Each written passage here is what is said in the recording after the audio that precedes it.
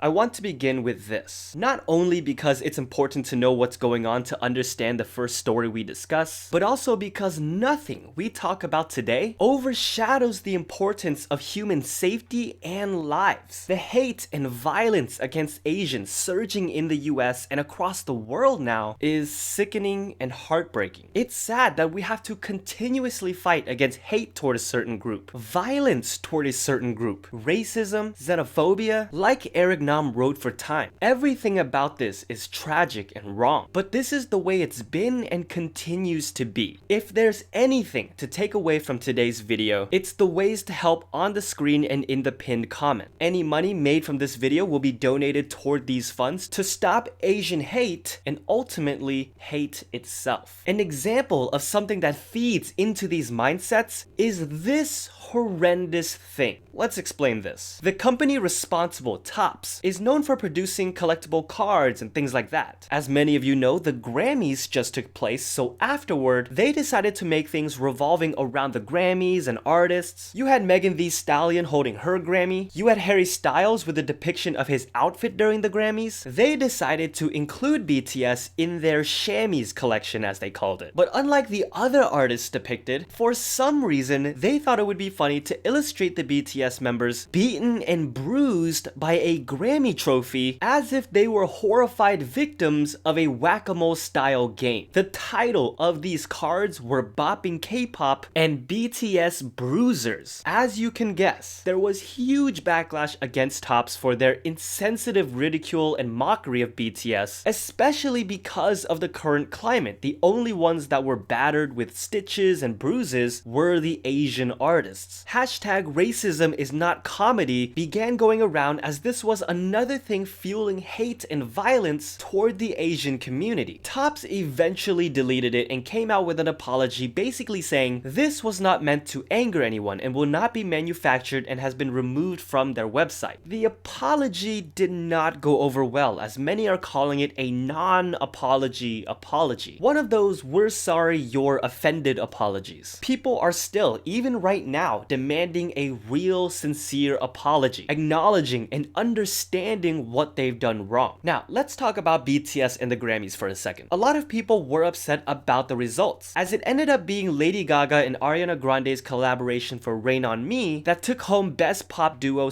/ Group Performance. And I think it's totally understandable to be a little upset. When you look at the name of the award and look at the nominees and what has been done and accomplished, the impact, especially the key word performance, even if I wasn't a K-pop fan, I think BTS should have taken it home. But maybe I'm biased. Although there have been things recently exposed by journalists about the bias toward BTS and K-pop from big websites including Grammy.com. Do note that it's not just BTS fans or K-pop fans that are upset with the Grammys. Even some artists are not happy with the Grammys. If it makes you feel any better, the ratings for the Grammys were a little over 9 million viewers, while BTS's unplanned V Live right afterward garnered almost 8 million viewers. However, BTS reacted with respect, grace, and an eye toward the future. So that's what I'm gonna choose to do. Their performance was fantastic. I love the fact that Trevor Noah made sure everyone knew that they recreated the entire Grammy set for that performance.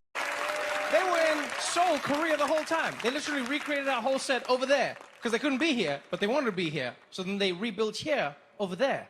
I mean, there should be an award just for that. That was amazing. BTS are already winners in the fans' hearts, and winners who have captured the hearts of many fans are Brave Girls. We've already talked about their amazing story and comeback, but it has only gotten crazier since. Many of us shed tears with them as they finally got their first music show win. And then they won a second time. Then a third time, then a fourth time, then a fifth time. Not once, not twice, not thrice, but a bunch of times. They're now going on huge shows like Running Man. Brave Brothers is keeping his word and rewarding them with Chanel bags. This has to be made into a movie, right? It's even being called the Brave Girls effect now that it seems like other well-deserving artists like LABOUM are starting to chart. Oh, please, I hope it happens for LABOUM as well. I love their songs. It's just so so nice to see artists' hard work pay off. Pentagon recently charted #1 with an awesome song, by the way. They are on a roll. The group Target, who you may or may not have known, just hit 2 million followers on TikTok. They may be on the verge of a new avenue of K-pop success. By the way, Brave Girls will be performing at a naval base again, along with From Is 9 and others, getting a chance to show appreciation to their humble roots. The respect they garnered for their dedication to performing for the military all these years is one of the things that propelled them to this point. It goes to show us that just because we don't see or hear about it doesn't mean hard work isn't being done. And that is a message echoed by GOT7's JB, apparently to the people who think he's doing nothing. Which, first of all, even if he was doing nothing, can't the man take a break? My goodness. Earlier this week, JB posted an Instagram story saying,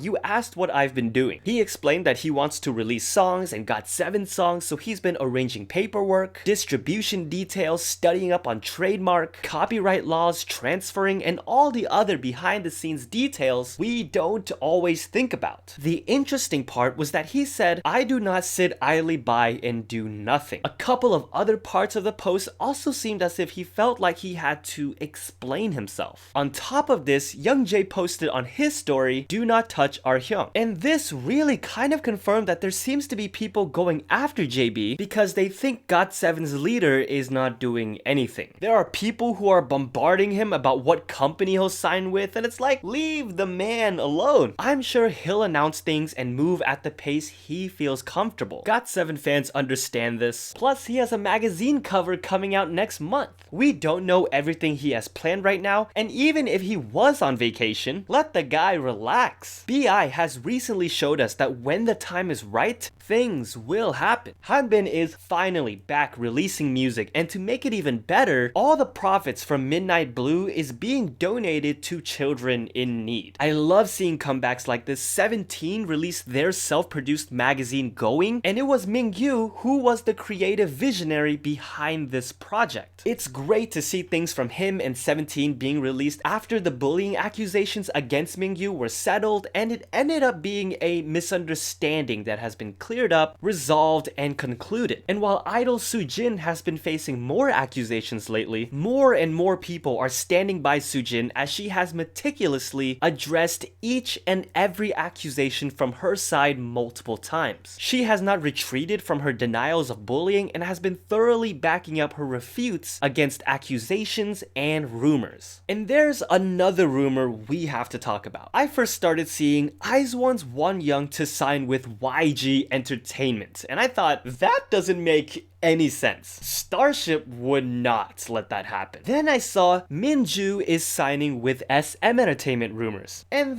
that doesn't make sense. So if you dig a little bit, it turns out the origin of the rumor is from a random post from an unverified source. I mean, wouldn't Starship rather agree to an IZ*ONE extension rather than giving up a very key member in a potential new girl group for them? I mean, if it is possible in some way, let me know what I'm missing. Just wanted to address it because I see a lot of people who kind of believe it and are not aware of where it actually came from. I was getting a lot of messages on my Instagram about it, where last week I did a huge poll of music videos from the last 2 months to do a theory on. Follow me to vote on next week's theory. But this week's winner was not Rosé. It was not GOT7. It was not ATEEZ. It wasn't Dreamcatcher or SHINee. The winner of this week's theory poll was IU's Celebrity. There are so many interesting and valid theories for this music video. How could we expect anything less from IU? There are theories about this being a further peek behind the curtains of her celebrity life at different points and ages. There are theories that this is a continuation of her previous music videos. After all, correct me if I'm wrong, but I believe the same director who directed BB directed this. That music video ended with her disappearing to supposedly get away from the public eye. And this music video seemingly continues that narrative with her disguise. And while I absolutely believe those elements are there and intentional, I think there are more layers to it. I wanted to dive into this theory by structuring it around what IU said specifically about this particular song. That she wrote it about a friend who was scrutinized for being different. Again, there are many ways to interpret this music video, and one way is that IU isn't portraying IU is portraying her friend.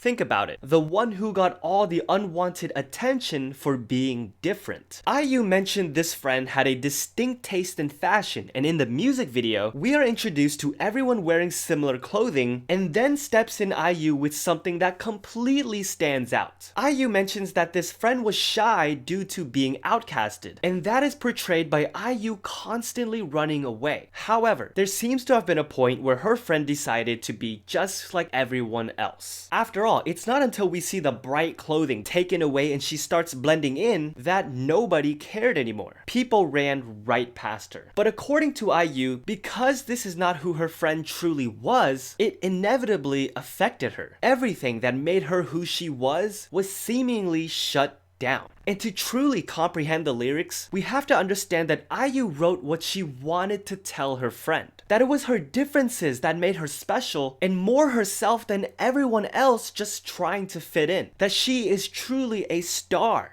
painted with a left hand. By the way, she even wrote this title art with her left hand. And because most people are right-handed, the way they use the left hand is such a brilliant way to illustrate what IU is trying to say. We see this scene where IU, remember playing her friend, reaches out with her left hand to console, but it's the right hand that actually does it. Again, trying to be like everyone else. The climax of this music video happens when she's finally able to confront her real self, yet still reaches out with that right hand. But this time, she realizes from the reflection that it's the left hand that reaches back out. The reflection and realization that the things that make her unique are what are truly beautiful. That's why the music video ends with her once again standing out from the rest, center of attention, but this time does not run away to avoid the scrutiny, but because the critiques and validation from others is not what matters. What matters is that we are able to look in the mirror and tell ourselves,